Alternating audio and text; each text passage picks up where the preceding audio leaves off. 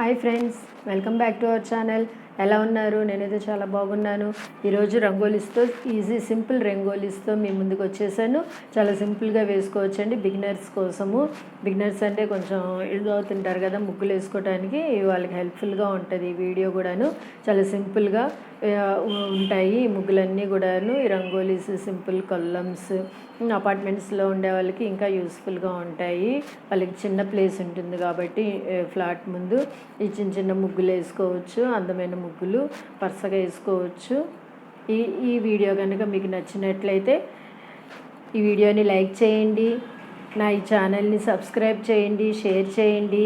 Subscribe చేశాక పక్కన వచ్చే బెల్ ఐకాన్ని కొట్టేసేయండి. అప్పుడు ఏమవుతుందంటే నేను పెట్టే ప్రతి వీడియో కూడాను ముందుగా మీరు చూడొచ్చు అనమాట. మీ నోటిఫికేషన్లో వస్తుంది కాబట్టి ముందుగా మీరు చూసేయచ్చు.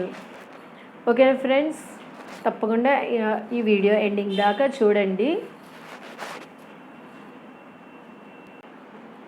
ఇంటి ముందు ముగ్గు వేయటం చాలా చాలా మంచిదండి.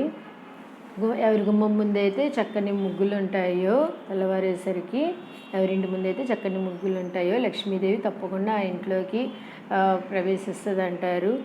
ఈ ముగ్గులు వేయటం వల్ల శ్రీ మహాలక్ష్మీదేవిని ఆహ్వానించడమేనండి మన సాంప్రదాయం, ఆచారం కూడాను. మన ఇండియాలో ఇదొక సాంప్రదాయం, ఆచారంగా ఏనాటి నుంచో ఉన్నదండి. దాన్ని తప్పకుండా మిస్ చేయకుండా మీరు ఫాలో అవుతారని అనుకుంటున్నాను. ఈ ముగ్గులు వేయటం వెనుక సైంటిఫిక్ రీజన్స్ కూడా ఉన్నాయండి. అవి ఇంకో వీడియోలో చెప్పుకుందాము. గుమ్మం ముందు చక్కగా ప్రతిరోజు మంచి మంచి ముగ్గులు వేసుకోవటం చాలా చాలా మంచిదండి. ఇంటికి కూడాను, ఫ్యామిలీకి చాలా మంచిది.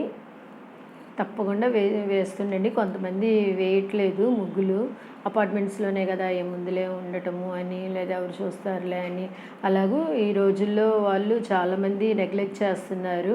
కానీ గుమ్మం ముందు, ఇంటి ముందు ముగ్గు ఉండటం చాలా చాలా మంచిదండి. సో ఇక నుంచైనా అది తప్పకుండా ఫాలో అవుతారని అనుకుంటున్నాను. Thank you.